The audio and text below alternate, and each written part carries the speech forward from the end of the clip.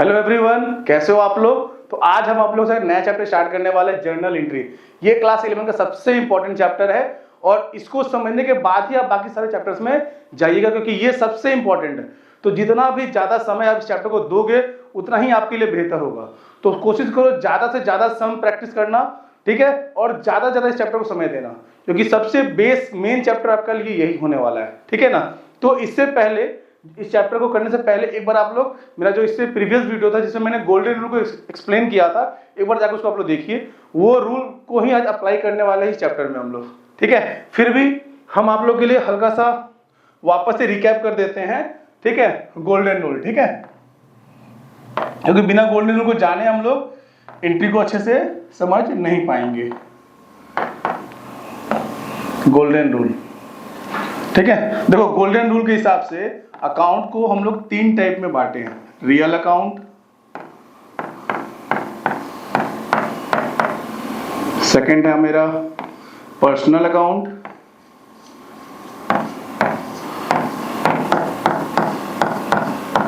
And third है हमारा nominal account.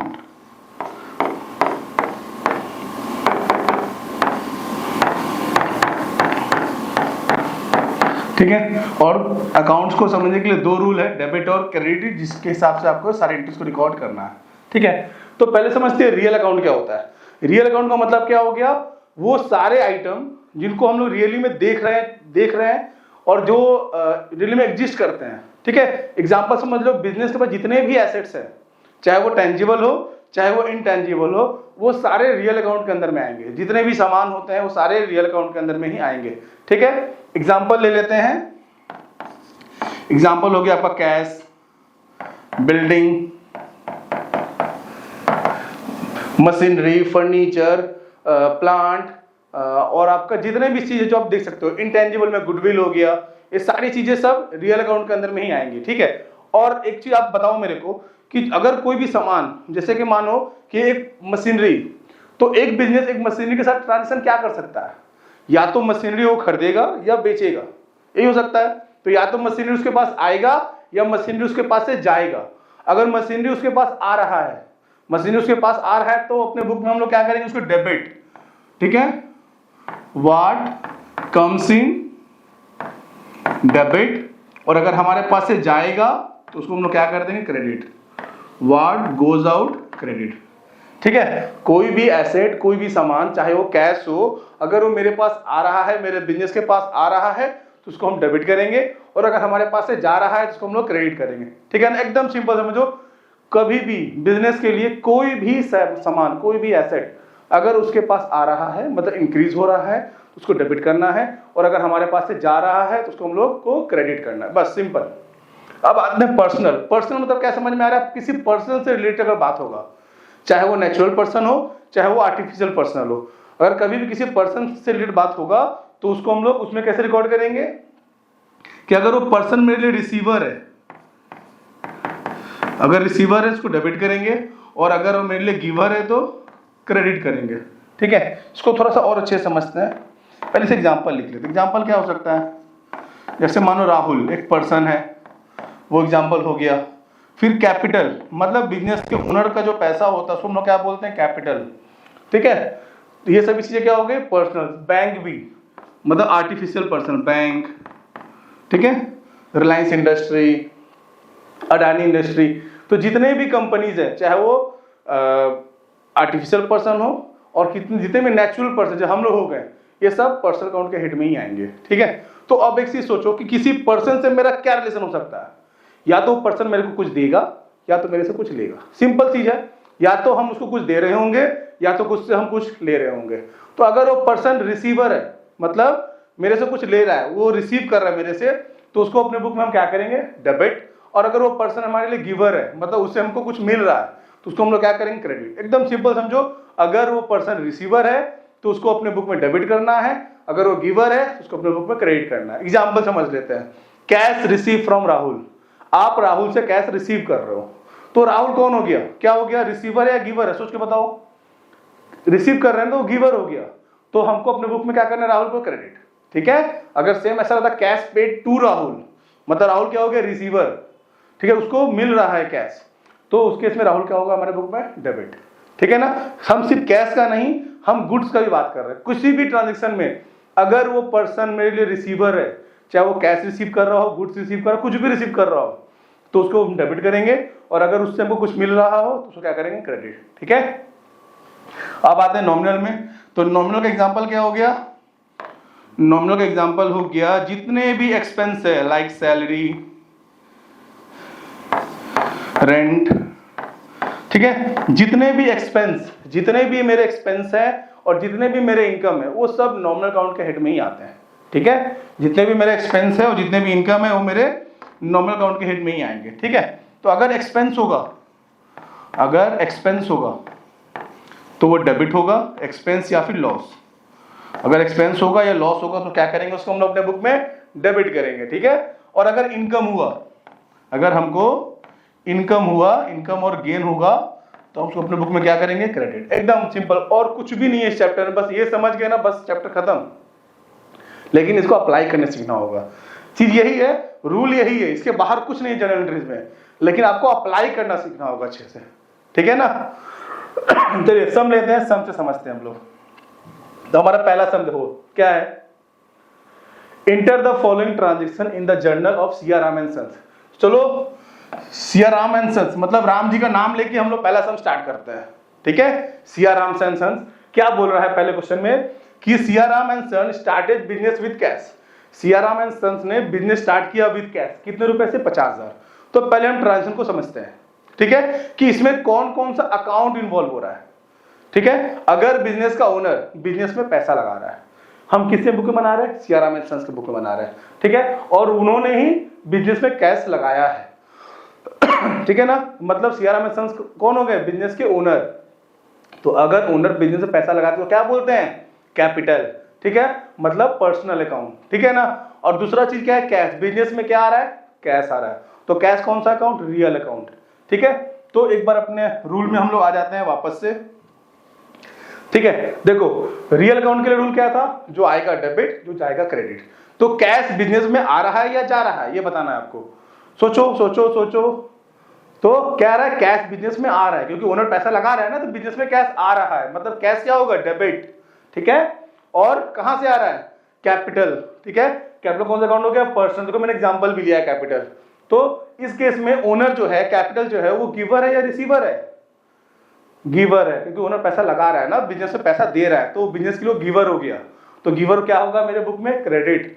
मतलब कैश अकाउंट डेबिट और कैपिटल अकाउंट क्रेडिट। और एक चीज, अगर एक डेबिट होगा दूसरा क्रेडिट होना ही है। ठीक है ना, चलो हम लोग थोड़ा फॉर्मेट भी बना लेते हैं। क्या फॉर्मेट है पहले देख लो। देखो सबसे पहले क्या होता है, मेरे को डेट का कॉलम बनाना पड़ेगा। ठीक है ना, सबसे पहला क्या है, डेट का कॉलम बनाना पड़ेगा। उसके बाद पर्टिकुलर, उसके बाद एक छोटा सा कॉलम बनाते हैं लेजर फोलियो, और फिर डेबिट एंड क्रेडिट। ठीक है ना, तो पहला कॉलम का नाम क्या है, डेट, जहां पे हम लोग डेट लिखते हैं, जिस दिन वो ट्रांजेक्शन हुआ है उसका डेट लिख रहे हैं। ठीक है, फिर क्या है, पर्टिकुलर। पर्टिकुलर मतलब जहां पे उस ट्रांजेक्शन के बारे में लिख रहे हैं हम लोग। फिर है ledger folio, ledger folio L/F, ledger folio, और फिर हो गया आपका डेबिट एंड क्रेडिट। ये है हमारा फॉर्मेट। ठीक है ना, date, particular, ledger folio, debit and credit. तो सबका मतलब समझ लेते हैं। डेट क्या हो गया, जिस दिन ट्रांजेक्शन हो रहा है उसके बारे में, वो डेट वहां पे लिखना है। पर्टिकुलर में हम सारी चीजों को रिकॉर्ड करते हैं।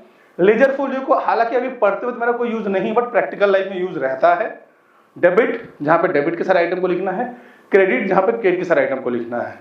देखो लेजर फोलियो का यूज नहीं, बट पढ़ना पड़ेगा, क्योंकि जब आप प्रैक्टिकली चीजों में जाओगे तो आपके लिए ये एप्लीकेबल होगा। ठीक है ना, तो अभी समझते हैं हम लोग एंट्रीज के बारे में। चलिए, पहला एंट्री क्या था मेरा, पहला एंट्री था Mohan Siya Ram and sons started business with cash. तो क्या समझे थे हम लोग, कैश होगा डेबिट और कैपिटल होगा क्रेडिट। चलिए लिख लेते हैं हम लोग, एक बार डेट देख लेते हैं ना। डेट क्या था, डेट था हमारा अप्रैल 1। ठीक है, चलो डेट ईयर तो नहीं दिया, मान लेते 2025 का ट्रांजेक्शन है ये, 2025 अप्रैल 1। ठीक है ना, तो अपने यूज करते हैं ग्रीन पेन। ठीक है, तो पहला क्या हो रहा है, कैश डेबिट हो रहा है, तो कैश अकाउंट डेबिट, ठीक है, to capital account, to capital account, ठीक है ना। अमाउंट में लिख देते हैं, डेबिट वाला अमाउंट डेबिट में और क्रेडिट वाला अमाउंट क्रेडिट में, ठीक है। और फिर उसके नीचे एक नरेशन लिखते हैं, मतलब नरेशन क्या हो गया, उस ट्रांजैक्शन के बारे में, being business started with cash. अब सोचो सर नरेशन क्यों लिख रहे हो, तो देखो प्रैक्टिकल लाइफ में क्या होना, आपको क्वेश्चन नहीं मिलेगा, आपको वाउचर मिलेगा जिसको देख के आपको रिकॉर्ड करना है। तो फ्यूचर में अगर उस ट्रांजैक्शन के बारे में जानना है कि वो ट्रांजैक्शन क्यों किए थे, तो हम नरेशन पढ़ के जान पाएंगे, ठीक है ना। अभी आप सीख रहे हो इसलिए आपको क्वेश्चन में मिल रहा है, बट प्रैक्टिकली क्वेश्चन नहीं मिलता, आपको वाउचर मिलते हैं, उसको देख के रिकॉर्ड कर रहे हो आप लोग, ठीक है। तो नीचे में हम उस ट्रांजैक्शन के बारे में लिख देते हैं, जिससे कि फ्यूचर में हम जान पाए कि ट्रांजैक्शन हम लोग क्यों किए, वो क्यों उसको रिकॉर्ड किए हैं अपने बुक में, ठीक है ना। समझ में आया, अपने को यही फॉर्मेट फॉलो करना है, क्या किए, कैश अकाउंट डेबिट ऐसे लिखना है, कैश अकाउंट डेबिट, फिर थोड़ा स्पेस छोड़ना है, फिर लिखना है टू कैपिटल अकाउंट क्रेडिट। तो हमको क्रेडिट लिखने की जरूरत नहीं है, क्योंकि अगर एक डेबिट है तो दूसरा अपने आप क्रेडिट हो गया। अपने को यही फॉर्मेट को फॉलो करना है, ठीक है। देखो क्या क्या सोचना है, सबसे पहले सोचना है एंट्री को देखने के बाद कि कौन कौन सा अकाउंट इन्वॉल्व हो रहा है, ठीक है ना, कौन कौन सा अकाउंट इन्वॉल्व हो रहा है, पहला चीज। सेकंड सोचना है कि उसका नेचर क्या है, वो रियल है, पर्सनल है, नॉमिनल है। उसके बाद उसका रूल देखेंगे और उसके बाद उसको हम लोग रिकॉर्ड करेंगे, ठीक है ना। तो थोड़ा सा टाइम लगेगा समझने में, बट एक बार समझ में आ गया तो बार बार आपको रूल देखने की जरूरत नहीं है, आपका अपने आप आपका माइंड आंसर देने लगेगा, ठीक है। चलो सेकंड सम में आते हैं। सेकंड सम क्या है हमारा, परचेज गुड्स फॉर कैश। तो चलो बताओ इसमें कौन कौन सा अकाउंट इन्वॉल्व होगा। परचेज गुड्स फॉर कैश, देखो गुड्स खरीद रहे हैं ना, तो जब भी गुड्स खरीदते हैं तो हम लोग किसको रिकॉर्ड करते हैं, परचेज अकाउंट को डेबिट करते हैं, ठीक है। सीखे हुए हम लोग पहले, हमारा जो चैप्टर था ना बेसिक अकाउंटिंग टर्म, उसमें एक चीज हम लोग सीखे हुए हैं। क्या सीखे हुए हैं, क्या बताया गया कि जब भी हम गुड्स खरीदेंगे तो हमको परचेज को डेबिट करना है, और गुड्स को बेचेंगे तो परचेज को क्रेडिट करना है, ठीक है। हाँ, अगर एसेट खरीद रहे हैं तो एसेट का नाम रिकॉर्ड करते हैं, तब हम लोग परचेज को डेबिट नहीं करते हैं, ठीक है ना। तो अभी गुड्स खरीद रहे हैं ना, तो किसको डेबिट करेंगे, परचेज को, ठीक है। और बदले में क्या दे रहे हैं, गुड्स खरीद रहे हैं, बदले में कैश दे रहे हैं, मतलब कैश मेरे पास से जा रहा है, सिंपल। परचेज का नेचर नॉमिनल एक्सपेंस है वो, ठीक है। और कैश का नेचर रियल, ठीक है। और रियल का नेचर, रियल में क्या बोलता है, कम्स इन गोज आउट, यहाँ पे कैश जा रहा है, मतलब कैश क्या होने वाला है, क्रेडिट, ठीक है। और परचेज क्या होने वाला है, डेबिट। डेबिट क्यों हो गया, क्योंकि एक्सपेंस है, एक्सपेंस क्या होता है, डेबिट, ठीक है ना। देखो अभी थोड़ा डिटेल में समझा रहे हैं, क्योंकि हर एक इंटर को धीरे धीरे समझना होगा। एक बार समझ में आप समझने लगे तो थोड़ा सा स्पीड बढ़ाएंगे हम लोग, ठीक है। Purchase account debit to cash account, ठीक है ना। नरेशन लिखते हैं, being goods purchase for cash, being goods purchase for cash, ठीक है ना। अमाउंट कितना था हमारा, अमाउंट था हमारा 20,000 और 2 तारीख का ट्रांजेक्शन था। तो यहाँ पर 2 लिख देंगे कि ऊपर में तो यहाँ पे लिखे हुए हैं, और यहाँ पे 20,000।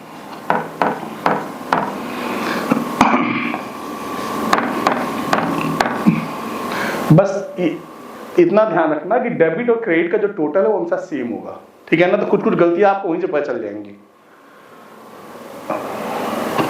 सेकंड एंट्री क्या है, परचेज गुड्स फ्रॉम सुभाष। देखो सेम टाइप का एंट्री है ना, पहला एंट्री क्या था, purchase from goods for cash, यहाँ पे क्या है, परचेज गुड्स फ्रॉम सुभाष। तो आप एक चीज सोच के देखो, सोचो कि क्यों हम सुभाष रिकॉर्ड कर रहे हैं, हम कैश रिकॉर्ड क्यों नहीं किए हैं। सोचो तो, आप एक दुकान चला रहे हो, दुकान में आप किसका नाम रिकॉर्ड करोगे, जो आदमी आपसे उधार में सामान खरीदा है, या फिर जिससे हम उधार में खरीद रहे हैं। तो जिससे उधार में खरीद रहे हैं उसका नाम रिकॉर्ड रखते हैं, क्यों कि फ्यूचर में उसको पैसे देने हो सकते हैं कि मैंने खरीदा है, या फिर मैंने उसको बेचा है तो हमको उससे पैसे लेने से उसका नाम रिकॉर्ड करते हैं। जिससे हम लोग कैश में खरीदते हैं ना, कैश में ट्रांसफर करते हैं, कैश में परचेज करते हैं, कैश में सेल करते हैं, वहां पे उसका नाम रिकॉर्ड करने का जरूरत नहीं रहता है। लेकिन अगर किसी पार्टी का नाम लिखा हुआ है बट उसके साथ फॉर कैश मेंशन नहीं है, मतलब वो क्रेडिट ट्रांजेक्शन है, ठीक है ना। तो ये क्या हो गया ट्रांजेक्शन, क्रेडिट ट्रांसफर। तो इसमें एंट्रीज क्या होंगे, purchase account debit, purchase account debit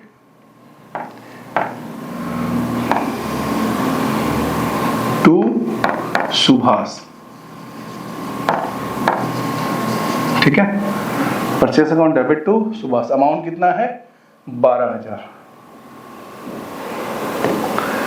ठीक है ना। मतलब 12,000 का आपने सामान परचेस किया है सुभाष से क्रेडिट में, ठीक है।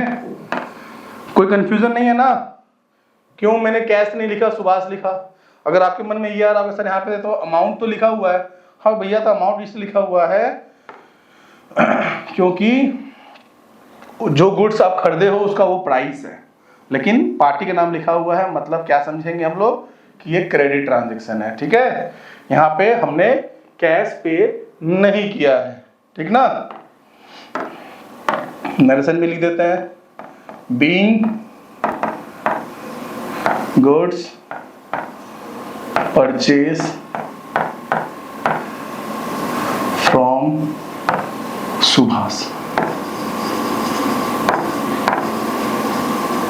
ठीक है ना।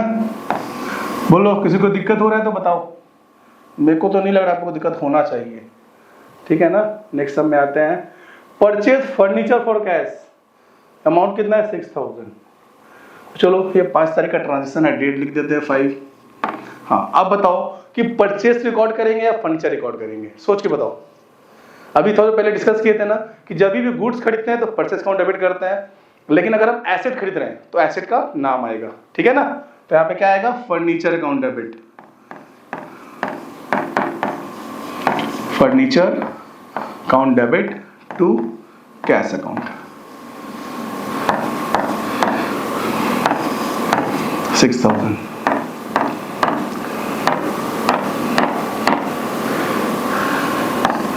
being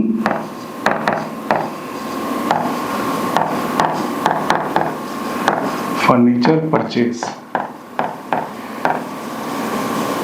for cash, ठीक है ना।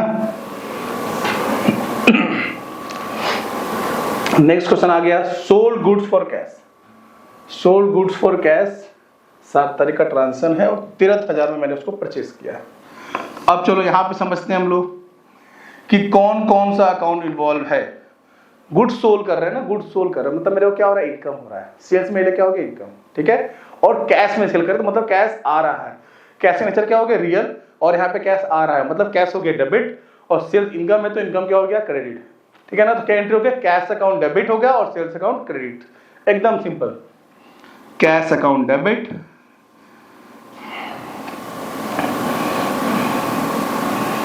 Cash account debit to sales account. देखो जैसे गुड्स खरीद रहे हैं ना तो हम लोग परचेस को डेबिट कर रहे थे, वैसे ही जब गुड्स को बेचेंगे तो हम लोग सेल्स को क्रेडिट करेंगे, ठीक है। बट अगर एसेट बेचेंगे तो एसेट का नाम आएगा, याद रहेगा ना। गुड्स कभी भी खरीदेंगे तो परचेस अकाउंट डेबिट करेंगे, और गुड्स अगर बेचेंगे तो सेल्स अकाउंट को क्रेडिट करेंगे, ठीक है। वैसे ही अगर एसेट खरीदेंगे तो एसेट का नाम आएगा, और एसेट को बेचेंगे तो भी एसेट का नाम ही आएगा। नरेशन क्या हो गया, being goods sold for cash, बस हो गया, यही करना था इसमें, और कुछ है ही नहीं, ठीक है ना। अब आते हैं नेक्स्ट एंट्री में। नेक्स्ट एंट्री हमारा क्या है, सोल्ड गुड्स टू महेश 15,000, 9 तारीख का ट्रांजेक्शन है। आ गया वो ट्रांजेक्शन, मतलब ये कौन सा ट्रांजेक्शन है, ये क्रेडिट ट्रांजेक्शन है। ये जो आदमी है महेश, ये मेरे से कैसे खरीद रहा है गुड्स, क्रेडिट में खरीद रहा है। बताए थे ना थोड़ी देर पहले, अगर किसी पार्टी का नाम लिखा हो और सब में कैश मेंशन नहीं हो मतलब वो कौन सा ट्रांजेक्शन हो गया, वो हो गया क्रेडिट ट्रांजेक्शन, ठीक है। 9 तारीख का ट्रांजेक्शन है, और क्या हो गया पहले समझ लेते हैं। देखो सेल कर रहे हैं तो सेल क्या इनकम है, मतलब सेल तो क्रेडिट होगा ही, तो एकदम क्लियर हो गया, मतलब महेश क्या होगा, डेबिट, ठीक है। ये तो एक तरीका हो। दूसरा हम समझो कि महेश पर्सनल अकाउंट है, और पर्सनल अकाउंट क्या बोलता है, रिसीवर गिवर। देखो तो वो पर्सन मेरे रिसीवर या गिवर है, हम गुड्स बेच रहे हैं ना उसको, तो मेरे क्या हो गया रिसीवर, वो गुड्स रिसीव कर रहा है मेरे से, तो रिसीवर क्या होता है मेरे बुक में डेबिट, मतलब महेश अकाउंट क्या होगा डेबिट होगा, ठीक है। और सेल्स तो इनकम है, इनकम क्या होता है क्रेडिट ही होता है, तो Mahesh account debit to sales. जब भी पार्टी का नाम लिखा हो और सन में कैश मेंशन नहीं हो मतलब वो क्रेडिट ट्रांजैक्शन है, और क्रेडिट ट्रांजैक्शन में हमको सामने वाले पार्टी का नाम लिखना पड़ता है, ठीक है ना। 15,000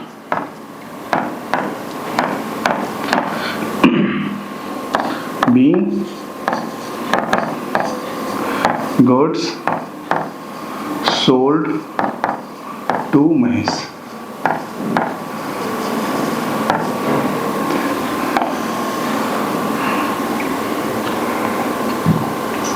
next entry sold goods to Mahesh, फिर पेड कैश टू सुभाष। चलो थोड़ा सा अब चेंजेस हुआ, पेड कैश टू सुभाष। तो यहाँ पे कौन कौन सा अकाउंट इन्वॉल्व है बताइए, यहाँ पे 2 अकाउंट इन्वॉल्व है, सुभाष और कैश, ठीक है। तो सुभाष कौन हो गया, बताओ हम सुभाष को पैसा दे रहे हैं, पैसा दे रहे हैं मतलब सुभाष तो पर्सनल अकाउंट है, हाँ पर्सनल अकाउंट है, और वो रिसीव कर रहा है या दे रहा है बताओ तो मेरे को, हम पैसा दे रहे हैं ना मतलब वो रिसीवर हो गया। तो रिसीवर को क्या करते हैं हम लोग डेबिट, मतलब सुभाष मेरे बुक में क्या होने वाला है डेबिट, ठीक है। और कैश रियल अकाउंट, तो कैश आ रहा है कि जा रहा है बताओ तो, कैश कैश कैश कैश तो जा रहा है, हम तो पैसा पे कर रहे हैं, तो कैश क्या होने वाला है क्रेडिट, ठीक है। तो सुभाष अकाउंट डेबिट होने वाला है और कैश अकाउंट क्रेडिट होने वाला है, ठीक है। तो क्या एंट्री होगा, Subhash account debit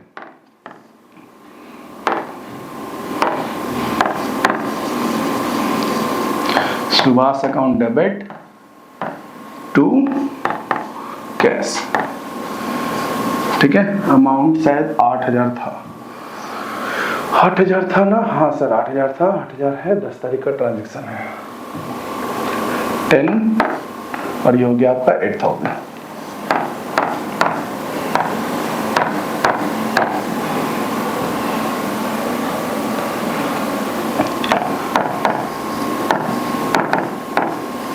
being cash paid to Subhash,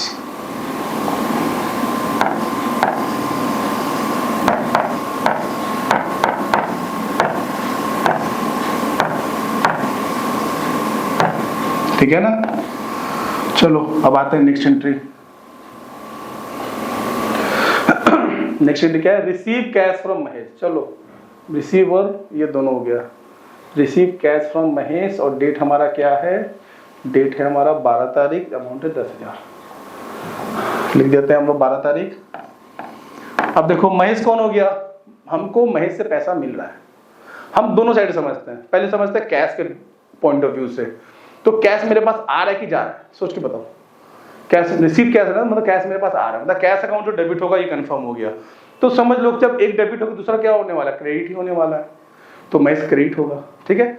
और महेश के पॉइंट ऑफ व्यू समझते हैं, महेश कौन हो गया पर्सनल अकाउंट, तो रिसीवर है गिवर है, वो इस टाइम में गिवर है क्योंकि पैसा हम रिसीव कर रहे हैं ना, हम रिसीवर है, वो मेरे लिए क्या हो गया गिवर, और गिवर क्या होता है क्रेडिट ही होता है, मतलब महेश अकाउंट क्या होगा क्रेडिट और कैश अकाउंट क्या होने वाला है debit. Cash account debit to Mahesh, ठीक है ना। अमाउंट शायद 12,000 था, नहीं 10,000, ठीक है। Cash account debit to Mahesh, amount हो गया आपका 10,000।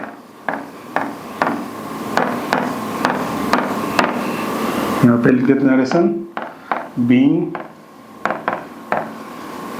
कैश रिसीव फ्रॉम महेश, ठीक है। समझ में आया आप लोग को, बड़ा ही इजी चैप्टर है, बस आपको खाली रूल को अप्लाई करने आना होगा, एक बार अप्लाई करने आ गया मतलब बस चैप्टर तो हो गया।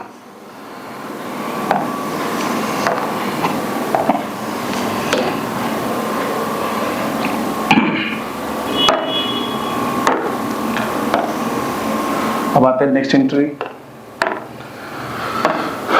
नेक्स्ट क्या बोल रहा है, purchase goods from Ravi for cash. देखो यहाँ पे रवि का नाम भी लिखा हुआ है और कैश भी लिखा हुआ है।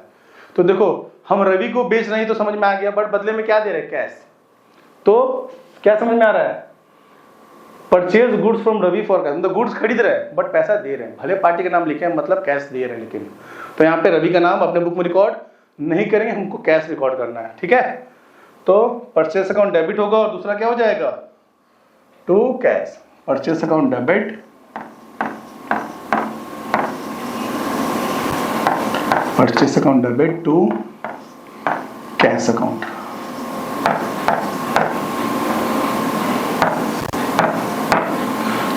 अमाउंट कितना था आपका, अमाउंट है 7500 और डेट है आपका 16।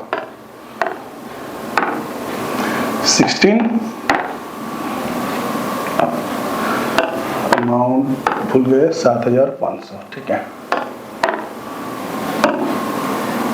7500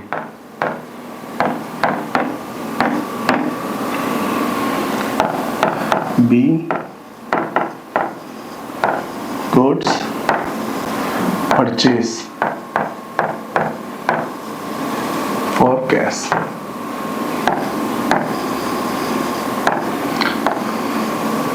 ठीक है ना। अब आते हैं नेक्स्ट सम में। नेक्स्ट क्या दे रहा है, परचेज गुड्स फ्रॉम रवि। देखो कंफ्यूज कर रहा है क्वेश्चन हम लोग को। पहले में क्या बोला था, फॉर कैश, यहाँ पे क्या बोल दिया रवि। एक बार मैंने रिश्ता बना लिया, हम लोग एक बार कैश में खरीद रिश्ता बना लिए, अब हम लोग तो क्रेडिट ट्रांसफर नहीं करेंगे कि भैया एक बार तो मैंने कैश दिया ना आपको, लेकिन अब आपको कैश, अब आपको उधार में सामान देना होगा। तो कितने का सामान खरीद रहे हैं हम लोग खरीद रहे हैं 5000 का सामान। तो purchase account debit to Ravi, ठीक है। रूल एप्लीकेबल नहीं किए, डायरेक्टली सम्स कर रहे हैं। क्यों नहीं अप्लाई किए, क्योंकि उनको समझ में आ रहा है थोड़ा थोड़ा चैप्टर को, पर फिर भी समझा देते हैं। कौन कौन सा अकाउंट इन्वॉल्व होगा, परचेस होगा और रवि होगा, ठीक है। परचेस होगा और रवि होगा, और परचेस क्या है मेरा, नॉमिनल अकाउंट। वो क्या बोलता है, एक्सपेंस को डेबिट करो, मैंने परचेस को डेबिट कर दिया। फिर आ गया रवि का कौन सा नेचर है, पर्सनल अकाउंट, और उसमें क्या बोलता है कि रिसीवर को डेबिट करो, गिवर को क्रेडिट करो। और इस केस में रवि कौन है, गिवर है, गुड्स हमको दे रहा है वो, ठीक है। तो रवि क्या हो जाएगा, क्रेडिट, ठीक ना। बीइंग गुड्स परचेज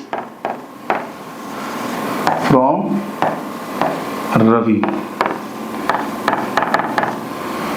बस हो गया। समझ में आ रहा है ना आप लोग को।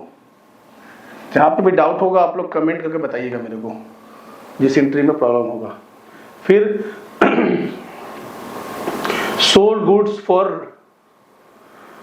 Goods to Suresh for cash, same चीज यहाँ पे भी है। हम सुरेश को उसको गुड्स बेच रहे हैं और उसको कैश दे रहे हैं, मतलब यहाँ पे सुरेश का नाम रिकॉर्ड करने की जरूरत नहीं है, ठीक है ना।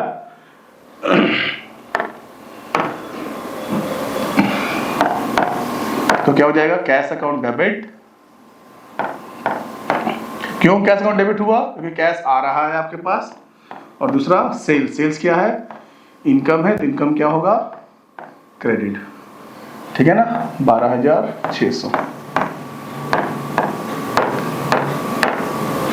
एडिशन लिख देते हैं, बीइंग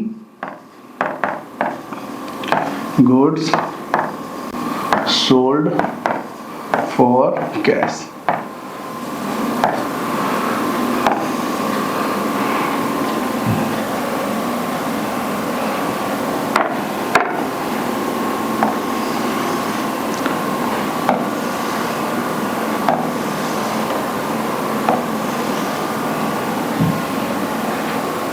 फिर अब आते हैं नेक्स्ट एंट्री में। नेक्स्ट एंट्री क्या है, सोल्ड गुड्स टू सुरेश। देखो वही सेम चीज, एक बार खरीदे हम लोग sold goods to Suresh for cash, मतलब कैश दिए तो कैश रिकॉर्ड किए। अब हम लोग कैश मेंशन नहीं किया, मतलब क्रेडिट में हम लोग गुड्स खरीद रहे हैं, बेच रहे हैं, ठीक है। यहाँ पे हमको उसको नाम लिखने की जरूरत है। तो Suresh account debit to sales तो क्रेडिट हो गए तो कंफर्म हो ना। और क्रेडिट में खरीद रहे बेच रहे हो तो अगले का नाम को याद रखना है, ठीक है। Suresh account debit to sales. अगर कैश देता तो क्या हो जाता, यहाँ पे सुरेश पे कैश आ जाता।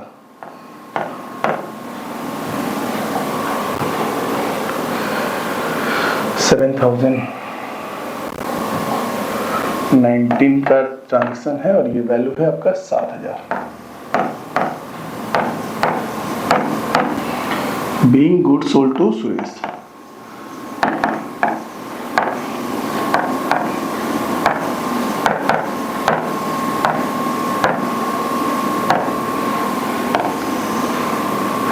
नेक्स्ट ट्रांजेक्शन में आते हैं हम लोग 20 बॉट मशीनरी फॉर कैश। चलो गुड्स बहुत हो गया, अब एसेट खरीद रहे हैं। बॉट मतलब परचेज कर रहे हैं मशीनरी, तो क्या करेंगे, मशीनरी को अपने को क्या करना है, डेबिट, ठीक है ना, और बदले में क्या दे रहे हैं, कैश दे रहे हैं, तो कैश क्या हो जाएगा, क्रेडिट। अमाउंट 8,000, 20 तारीख, तो 20 तारीख का ट्रांजेक्शन, 20 तारीख के लिए 20 लिख देते हैं यहाँ पे। और मशीनरी खरीद रहे हैं ना, तो मशीनरी का नाम आएगा machinery account debit to cash account. मेडिसन लिख देते हैं बीइंग मशीनरी परचेज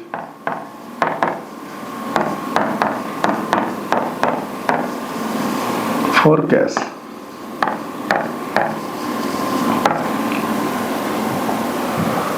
अमाउंट है आपका 8,000।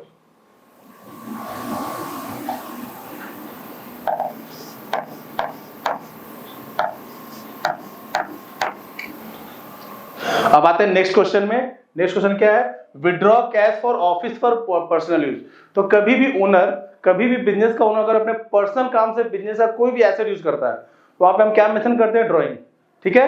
तो यहाँ पे क्या आने वाला आइटम, ड्राइंग, ठीक है। और बिजनेस से कैश जा रहा है, मतलब cash goes out, cash real account ना, गोज आउट मतलब क्या होगा, कैश क्रेडिट। तो एंट्री क्या होने वाला है हमारा, drawing account debit to cash account. 24 का ट्रांजेक्शन है, डेट का ट्रांजेक्शन है, और एंट्री क्या है मेरा, drawing account debit, drawing account debit to cash account. being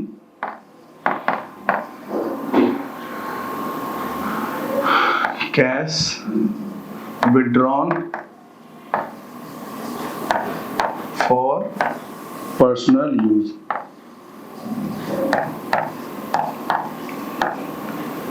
ठीक है ना, कभी भी बिजनेस का कोई भी सामान अगर ओनर यूज करता है पर्सनल यूज के लिए, तो वहां पे हम लोग ड्राइंग मेंशन करेंगे, ठीक है।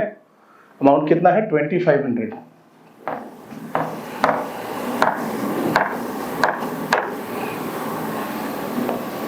फिर अब आता है नेक्स्ट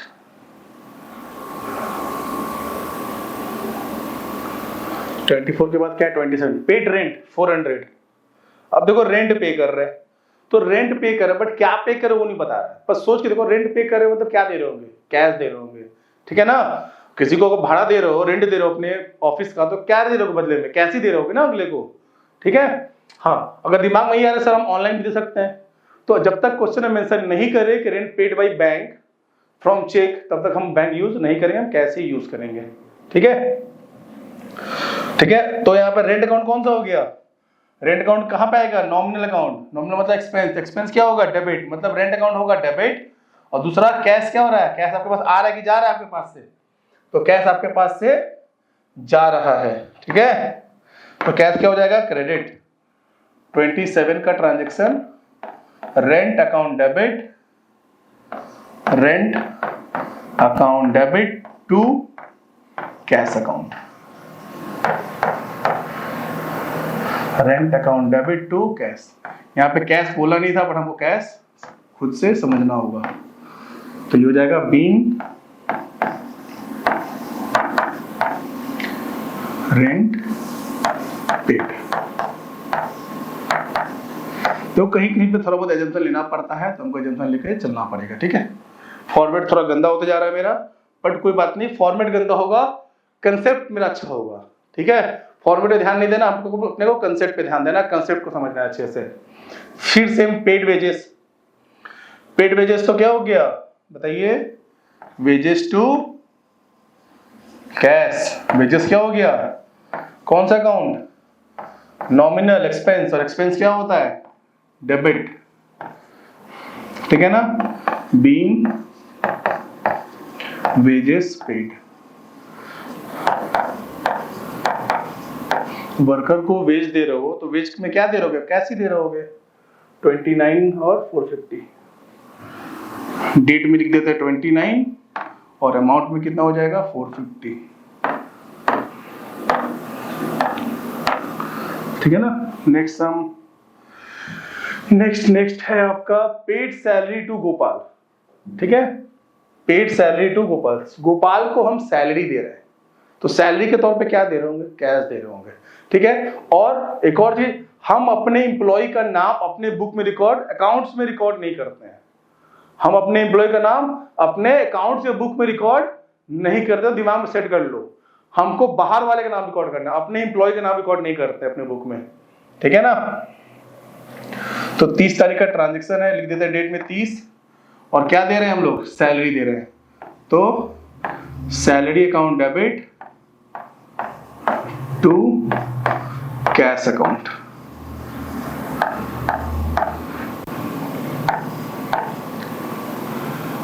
अमाउंट कितना था 1200, 1200।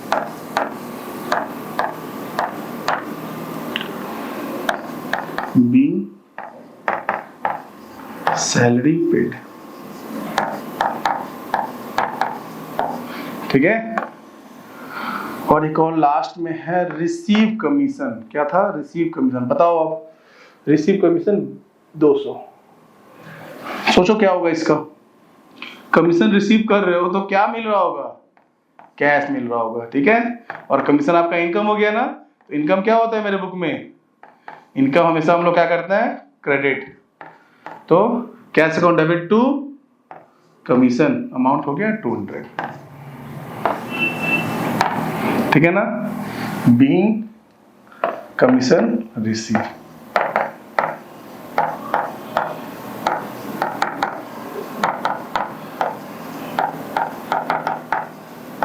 ठीक है ना। बस खत्म हो गया सम्स। लास्ट में क्या करना है, दोनों साइड के टोटल को टोटल करना है, और टोटल अगर हमारा सेम आ रहा है मतलब लगभग हमारा सम सही है, ठीक है ना। हमको डेबिट का टोटल करना है और हमको क्रेडिट का टोटल करना है, टोटल करके यहाँ पे आपको रिकॉर्ड कर देना है, ठीक है ना। तो ये रहा पहला क्वेश्चन हमारा, ये रहा हमारा पहला क्वेश्चन। लगभग इस चैप्टर में मैंने लगभग 30 क्वेश्चन रेडी किए हैं। तो अगर आपको वीडियो अच्छा लगेगा तो चैनल को सब्सक्राइब करो, दोस्तों से शेयर करो और कमेंट करो कि आगे का क्लासेस भी सर आपको चाहिए या नहीं चाहिए। अगर नहीं भी चाहिए होगा फिर भी तो मैं क्लासेस दूंगा ही, हाँ, लेकिन अगर आप लोग कमेंट करोगे, अपना व्यू मेरे को दोगे तो मेरे को भी थोड़ा अच्छा लगेगा और क्लासेस कराने में, ठीक है ना। तो आज का क्लास यहीं पे स्टॉप करते हैं, क्योंकि आज बेसिक क्लास था। तो बेसिक जनरल एंट्री को ही मैंने आपसे यहाँ पे लिया है। आने वाले क्वेश्चन में बहुत अच्छी जनरल एंट्री है और मैं एकदम बेसिक से ही चीजों को लिया हूँ, ठीक है, एकदम बेसिक। जो भी बच्चा क्लास 11 में गया है, अगर मेरा क्लासेस करेगा जनरल एंट्री का, तो उसको जनरल एंट्री में फ्यूचर में कोई दिक्कत नहीं होगा, क्योंकि लगभग धीरे धीरे मैंने हर चीज को कवर किया है, ठीक है ना। तो आज के क्लास में सिर्फ एक ही सम्स कर रहे हैं, बट आने वाले क्लास में बहुत कुछ करने वाले हैं। और जनरल एंट्री आपका सबसे इंपॉर्टेंट चैप्टर है क्लास 11 का, सबसे इंपॉर्टेंट। तो इसको आपको बहुत ही अच्छे से पढ़ना है और बहुत समय देकर पढ़ना है, ठीक है। तो चलिए मिलते हैं नेक्स्ट क्लास में, तब तक के लिए thank you for watching, bye bye.